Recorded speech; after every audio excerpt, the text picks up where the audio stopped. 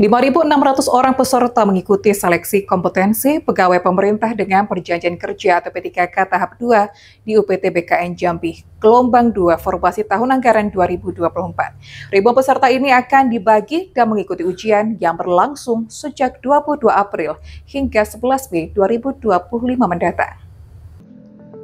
Ribuan orang peserta mengikuti seleksi kompetensi pegawai pemerintah dengan perjanjian kerja atau P3K tahap 2 di UPT BKN Jambi yang berada di Jalan Kapten Patimura, Telanepura. Wakil Wali Kota Jambi, Liza Hazra Aljosa, memastikan pelaksanaan ujian berjalan lancar serta memberikan semangat dan motivasi secara langsung kepada para peserta ujian. Ia berharap seluruh peserta dapat mengerjakan soal dengan sebaik-baiknya. Hari ini kita ada di gedung UPT BKN Jambi untuk mengecek dan sekaligus mengevaluasi kegiatan tes P3K. Jadi diisi dari pesertanya 1.468 lintas OPD.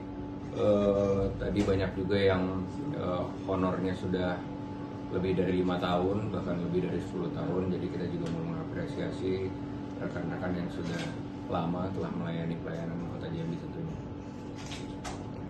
Tadi saya juga memberikan arahan kalau misalnya tes ini bukan hanya formalitas, tetapi juga rekan-rekan harus fokus dan tidak menganggap remeh tes tersebut. Jadi tadi kalau berdasarkan Pak Supena juga teknisnya meliputi, tesnya meliputi kompetensi manajerial, teknis, dan juga interview. Jadi nanti mudah-mudahan sesuai dengan apa yang mereka inginkan ya pada saat pendaftaran. Dan yang paling penting bisa fokus melayani masyarakat Kota Jambi tentunya. Mungkin terkait hal lain saat ini Sementara itu, Kepala UPT BKN Jambi, Sumpeta Adiputra mengatakan, total keseluruhan peserta yang mengikuti ujian ini sebanyak 5.600 orang yang dibagi dan mengikuti ujian sejak 22 April hingga 11 Mei 2025 mendatang. Setidaknya ada 5 instansi yang menyelenggarakan seleksi P3K tahap kedua. Di antaranya Kementerian Komunikasi dan Digital atau Komdiki, yang di dalamnya termasuk untuk seleksi P3K dan TVRI Jambi, Kementerian Kependudukan dan Pembangunan Keluarga, Perwakilan BKKBN Provinsi Jambi. Ya, jadi untuk fasilitasi seleksi kompetensi P3K untuk tahap kedua, ya, anggaran 2024 ini, dari tanggal 22 April hingga saat ini ya berjalan baik. Jadi kita sudah lebih kurang sekitar 46 instansi kita sudah memfasilitasi gitu. Jadi alhamdulillah dari kondisi infrastruktur juga tidak ada masalah, dari sarana prasarana kita ini dukung untuk peserta, alhamdulillah baik semua. Untuk total peserta yang mengikuti ujian ini berapa, Pak? Total peserta yang mengikuti ujian? Total peserta itu dari tanggal 22 sampai dengan tanggal 11 Mei 2025 itu lebih kurang sekitar 5.600. Untuk mengisi formasi berapa tuh, Pak, dari 5.000 itu? Kalau 5.000, itu sebenarnya kalau untuk formasi itu tergantung dari instansinya. Jadi kita kurang paham. Yang pasti kita menjalankan fasilitasinya aja. Sejauh ini yang sudah dilaksanakan ujian berapa ribu, Pak?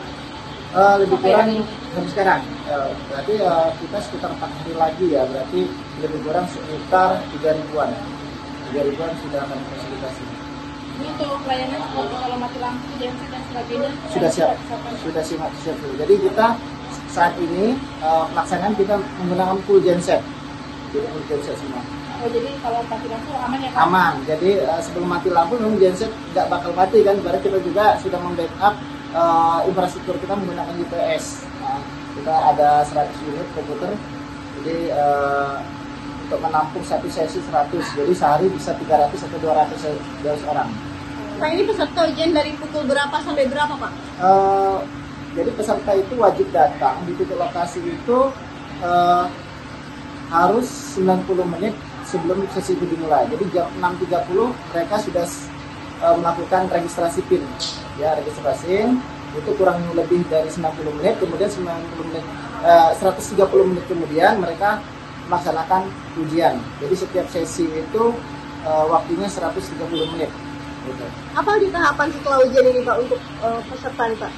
Nah, kalau untuk Selkom ya khusus untuk pemerintah daerah ini hanya seleksi menggunakan CAT saja, lebih itu tidak ada lagi. Gitu. Selama ujian berlangsung, peserta diminta untuk hadir 90 menit sebelum ujian, sehingga tidak ada satupun yang ketinggalan mengikuti ujian. Heru Syaputra, JEK TV, melaporkan.